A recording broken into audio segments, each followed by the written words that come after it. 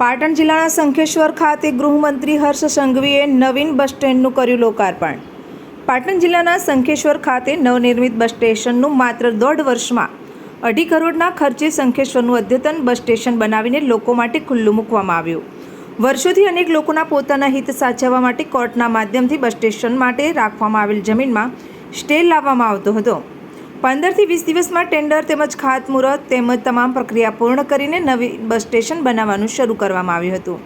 પાટણનું 6 વર્ષથી પણ વધારે સમયથી બની રહેલું નવીન બસ સ્ટેશન ટૂંક જ સમયમાં બની જશે અને જેને લોકો માટે ખુલ્લું મૂકવામાં આવશે। શંખેશ્વર ખાતે જૈન સમાજના હોળી તપ કાર્યક્રમમાં હાજરી આપી જૈન મુનિઓના પણ આશીર્વાદ મેળવ્યા। કેશાજી શંખેશ્વર તાલુકા પંચાયત પ્રમુખ શ્રી ભરતજી, જે ખાસ કરીને આજે નવીન બસ સ્ટેશનનું ઉદ્ઘાટન કરવામાં આવ્યું, આપને કેવું લાગી રહ્યું છે? અમારા સ્થાનિક શંખેશ્વર અમારા જૈનથી હોવાથી અમારે શંખેશ્વરમાં અમુક બસ સ્ટેન્ડનો પ્રશ્ન ઘણા સાહેબથી થોડું તકલીફમાં હતું, પણ અમારા વાહન વ્યવહાર મંત્રી શ્રી હર્ષભાઈ સંઘવી દ્વારા અમુક ટૂંક જ સમયની અંદર એનું ખાતમુહૂર્ત કરી અને આજે શંખેશ્વર તે સ્થાને એનું ઓપનિંગ કાર્યક્રમ રાખવામાં આવેલો છે અને તે અમારા સ્થાનિક લોકોને એની જે તકલીફ પડતી એના માટે અમારે સ્થાનિક લોકોને સારી સુવિધા મળી રહેશે અને લોકોને જે પ્રશ્ન હતો એ પ્રશ્ન અમારે આજે સોલ્યુશન થાય છે। શું નામ તમારું? મારું નામ ઠાકોર ભરતજી કેશાજી, શંખેશ્વર તાલુકા પંચાયત પ્રમુખ શ્રી। આજે શ્રી આપણા ગુજરાત રાજ્યના ગૃહમંત્રી અમારે જૈન ધર્મોમાં આંબિલની હોળી આ મહિને શાશ્વત હોળી ગણાય એમાં પધાર્યા। મારા સાહેબના જે આશીર્વાદ લીધા અને અમને બી માર્ગદર્શન આપ્યું એ બદલ હું એમનો ખૂબ આભાર માનું છું। અને આ રીતે અહીંયા એમને લોકાર્પણ કર્યું બસ સ્ટેન્ડનું, એ બી ઘણી ગુજરાત માટે અને શંખેશ્વર માટે સારી બાબત છે।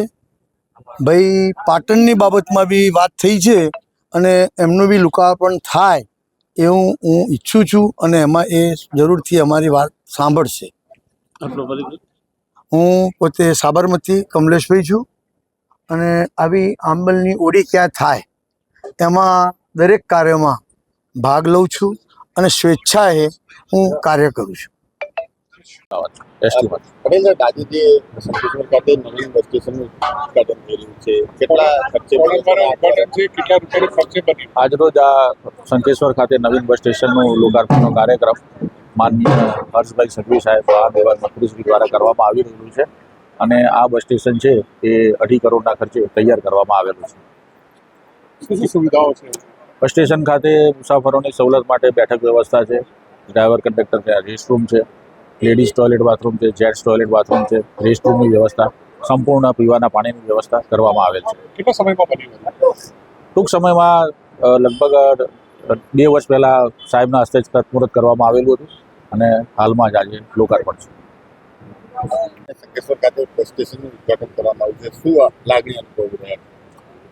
આજરોજ આપણા કેબિનેટ મંત્રી ભાઈ હર્ષભાઈ સંઘવી દ્વારા આજે લોકાર્પણ કરવામાં આવ્યું છે, આજે એનું ઉદ્ઘાટન થયું છે।